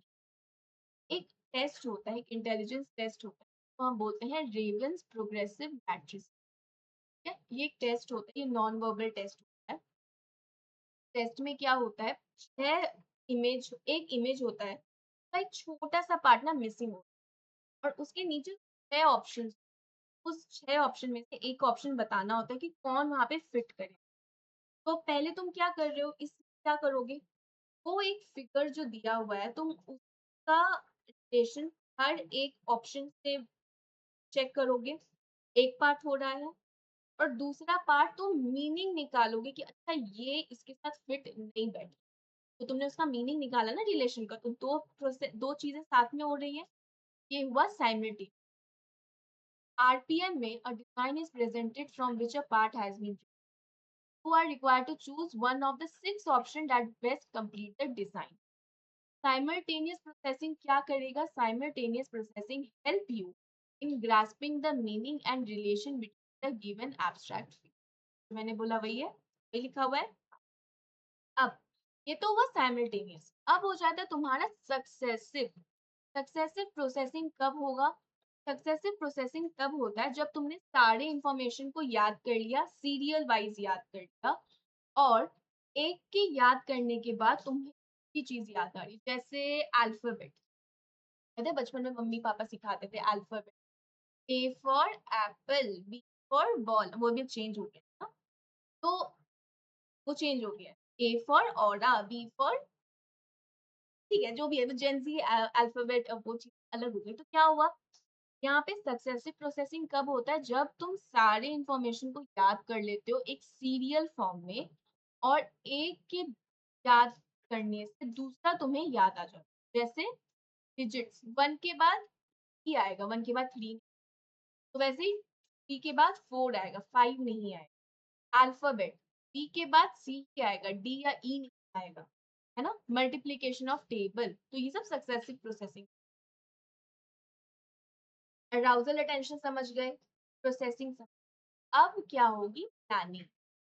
प्लानिंग ये है, प्लानिंग एक इसेंशियल फैक्टर है इंटेलिजेंस का। जैसे ही इंफॉर्मेशन को तुमने अटेंड कर लिया, इंफॉर्मेशन तुम्हारा प्रोसेस भी, अब प्लानिंग काम करे, प्लानिंग एक्टिवेट होगा। प्लानिंग हमें हेल्प करेगा ये सोचने के लिए कि क्या तुम कर सकते हो, कौन-सा एक्शन यूज़ कर सकते हो, कहाँ इम्प्लीमेंट कर सकते हो, कैसे इम्प्लीमेंट करोगे कि अपने टारगेट पहुँचोगे और जो तुमने इम्प्लीमेंट किया, क्या तुमने वो सही किया, उसको इवैल्यूएट। अगर प्लान काम नहीं करेगा तो तुम अपनी कुछ चीज़ें मॉडिफाई करोगे अपने रिक्वायरमेंट के हिसाब से और फिर से चीज़ों को रीस्टार्ट करोगे। है। फॉर एग्जाम्पल तुम्हारी जो शुरू में जो अगर मैं टेस्ट बताऊँ टेस्ट वाला एग्जाम्पल अगर मैं दूँ, तुम्हारी मैम ने बोला कि मैं टेस्ट लूँ, तुमने पढ़ना शुरू कर दिया, लेकिन तुमने उसके लिए गोल्स भी सेट कर लिए कि मुझे एक दिन में इतना-इतना पढ़ना है, ये करना है, इस टाइम पर ये करना है, इस टाइम पे वो करना है, शेड्यूल बना लिया और तुमने जितनी भी प्रॉब्लम्स है उसका क्लैरिफिकेशंस भी। लेकिन इतना कुछ करने के बावजूद भी अगर तुम कोई भी चीज़ नहीं समझ पा रहे हो, तो तुम क्या गिव अप कर दोगे? नहीं, तो तुम क्या करोगे? तुम सोचोगे अच्छा एक काम करता हूँ मैं दोस्त के साथ पढ़ लेता हूँ, तो मैं काम करती हूँ मैं किसी का वन शॉट देख लेता हूँ। मान लो साइंस का एग्ज़ाम है। साइंस का एग्ज़ाम है तुम्हें बिल्कुल समझ में नहीं आ रहा मैं करूँ क्या? मतलब मैंने सारी चीज़ें पढ़ भी ली हैं, निकाल भी ली हैं, शेड्यूल भी बना लिया बट मुझे अभी भी समझ में नहीं आ रहा। मैं क्या करूँ? मैं एक काम करती हूँ प्रशांत सर का लाइक खोल के बैठ जाती हूँ, वन शॉट फटाफट 2x की स्पीड में देख लेती हूँ। एक ऑप्शन ये है या मैं दूसरा अपने दोस्त के साथ बैठ के ग्रुप स्टडी कर लेती हूँ। ये दूसरा ऑप्शन है। तो तुम अपनी प्लानिंग को इवैल्यूएट करते हो और इवैल्यूएट करने के बेसिस पे अगर वो काम कर रहा तो अच्छी बात, नहीं करा तो तुम मॉडिफाई या चेंज करते, ठीक है? ये था पूरा पास मॉडल। अब पास मॉडल जो है वो तुम्हारा या तो फॉर्मली ऑपरेट करता है मतलब राइटिंग में, रीडिंग में या एक्सपेरिमेंट करने में या इनफॉर्मली भी एनवायरनमेंट में कर जाता है। काफ़ी इंटरैक्टिव है, काफ़ी डायनामिक भी होता है क्योंकि सबके अलग-अलग जैसे तुमने देखा सबके अलग-अलग फंक्शन है बट हाँ, ये याद रखना ये तीनों चीज़ें आपस में साथ में काम करती हैं। दोनों अलग-अलग हैं, लेकिन जब ज़रूरत पड़ती है तो साथ में आती हैं और तीनों इंटरडिपेंडेंट है। अकेले काम नहीं करते, वो एक साथ में इंटरडिपेंडेंट। एक है वो दूसरे पे डिपेंडेंट है, दूसरा तीसरे पे डिपेंडेंट है। इसी मॉडल से इंस्पायर दास और नाइगेलेरी ने एक बैटरी ऑफ टेस्ट को डेवलप किया है जिसका नाम है कॉग्निटिव असेसमेंट सिस्टम CAS। ये टेस्ट जो है वो वर्बल भी है और नॉन वर्बल भी है। तो तुम्हारा बेसिक कॉग्निटिव फंक्शन मेजर करता है बच्चों में, स्कूल में करता है, इंडिपेंडेंट है और ये 5 से 18 साल के। और इस असेसमेंट के रिजल्ट से क्या होगा हम ये देख सकते हैं कि कौन से बच्चों में कोई लर्निंग डिसेबिलिटी है, लर्निंग प्रॉब्लम है, तो वो है। और एक और चीज़, ये जो पास मॉडल वो भी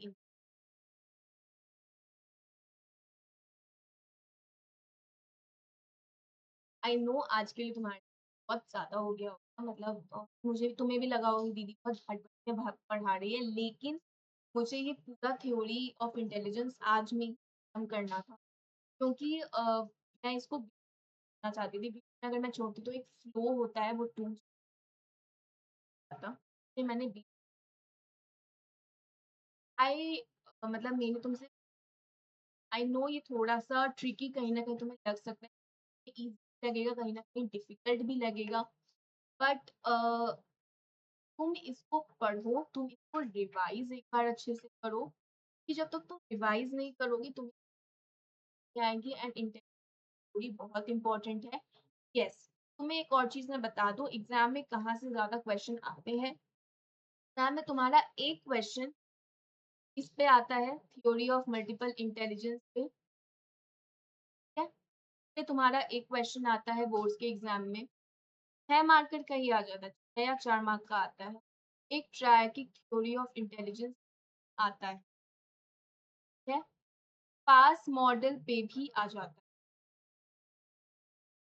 कहने का मतलब इंफॉर्मेशन प्रोसेसिंग अप्रोच पे ज़्यादा आता है।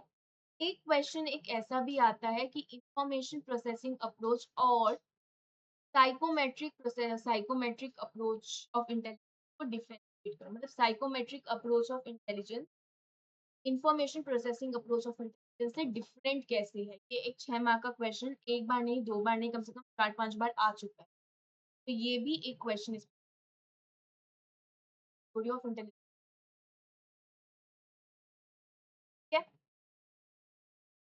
और भी अगर कुछ इम्पोर्टेंट होगा मैं तुम्हें बता दूँगी, टेंशन वाली बात नहीं। जैसे मैं तुम्हें बताऊँगी वैसे-वैसे हाँ, और सब हो जाएगा। मैं एग्ज़ाम के बाद ही मैं तुम्हें नहीं ठीक है? तो एग्ज़ाम तक अपन लोग बिल्कुल साथ में हैं, तुम्हें साथ-साथ में हर करवाऊँगी। मैं वो क्वेश्चन बताऊँगी जो तुम्हारे एग्ज़ाम में दिखने के आसार होंगे। ये सारे क्वेश्चंस अपनी कॉपी में लिख लो, प्रैक्टिस करना शुरू करो, इसको पढ़ना और समझना शुरू। आई नो 12th में बहुत चैप्टर नहीं है, 7 चैप्टर्स हैं बट वो जो पहले 5 चैप्टर्स हैं ना तुम्हारे, वो बहुत ज़्यादा हैं। तो उसको बहुत लेंथी चैप्टर्स को समझने में तुम्हें समय लगेगा, ठीक है? उसको याद करने में भी ये इंटेलिजेंस की थ्योरी अगर तुम देखो, तो इसमें हर का अलग-अलग डायमेंशन का अलग-अलग एस्पेक्ट ये समझने में साथ-साथ पढ़ना भी आई नो आज की क्लास थोड़ी लंबी हो गई है मतलब 1.5 घंटा अप्रॉक्स होने तो तुम्हारा ज़्यादा समय मैं नहीं लूँगी। प्लीज़ इसको पढ़ लेना, ठीक है? जो पहले का भी लेक्चर था उसको भी एक बार रिवाइज़ कर लेना और आज का लेक्चर भी रिवाइज़ कर और अगर कोई डाउट होगा तो कमेंट सेक्शन में डाल देना, मैं देखूँगी तो मैं तुम्हें फिर अगली क्लास में मैं उसको एड्रेस भी कर दूँगी। ठीक है? अगली क्लास में ना मैं कोई भी क्लास में मैं एड्रेस ज़रूर करूँ, तो मेरे ऊपर वो टेंशन में ठीक है? मैं ये नहीं होने दूँगी कि तुमने कुछ पूछा और मैंने तुम्हें वो चीज़ नहीं मैं तुम्हें सारा डाउट माना ठीक है? तो इसी के साथ अपन लोग की आज की दूसरी क्लास भी समाप्त होती है। अपना बहुत-बहुत, बहुत सारा ध्यान रखो, एन्जॉय करो, पढ़ाई करो, खाना अच्छा-अच्छा खाना खाओ, वेकेशन अभी तो अच्छा-अच्छा तो किसी-किसी के शायद आई थिंक स्कूल गए होंगे बट बहुत हो गया तो टिल देन एन्जॉय अपना करो एंड अगर कोई डाउट होगा तो प्लीज़ डाल देना या या ईमेल होगा ना ईमेल कुछ भी हो तुम ऑल्सो सिर्फ पढ़ाई नहीं, पढ़ाई के अलावा भी तुम्हें परेशानी है, तुम मुझे मेल कर सकते हो या मेल आईडी भी मैं डिस्क्रिप्शन कर देना। मुझसे वन ऑन वन भी बात कर सकते हो, इश्यू नहीं है, ठीक है? I am there for you and अगर when I say it I literally mean it, I am always there जभी भी तुम्हें ज़रूरत पड़े तो मुझे तो मेल आईडी में हर डिस्क्रिप्शन का हर वीडियो की आईडी दिख जाएगी। अगर तुम्हें कोई भी तकलीफ मुझे इवन मेरी इंस्टाग्राम आईडी भी अगर तुम्हें लगे कि इंस्टा पे बात करनी मुझे कोई प्रॉब्लम नहीं।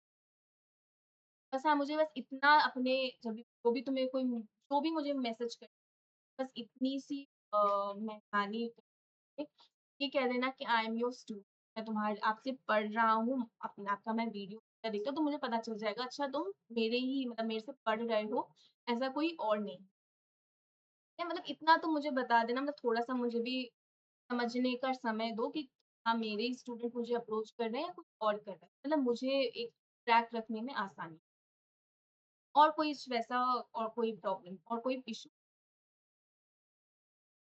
तो अब हम लोग इसको आगे कंटिन्यू करेंगे। ठीक है? इसके आगे में बहुत चीज़ें सिंपल रहेंगी, इसके आगे बहुत कॉम्प्लिकेटेड नहीं रहेंगी बट आई होप यहाँ तक तुम्हें समझ में आया होगा और अपना कमेंट में अगर तुम्हें कोई भी डाउट होगा उसमें लिखना। टिल देन अपना बहुत-बहुत, बहुत बहुत सारा ध्यान रखो, है ना? मज़े में अपनी छुट्टियाँ एन्जॉय करो, टेस्ट खाओ और क्लासेस करो करो, थोड़ा-थोड़ा पढ़ाई कर लो बट इस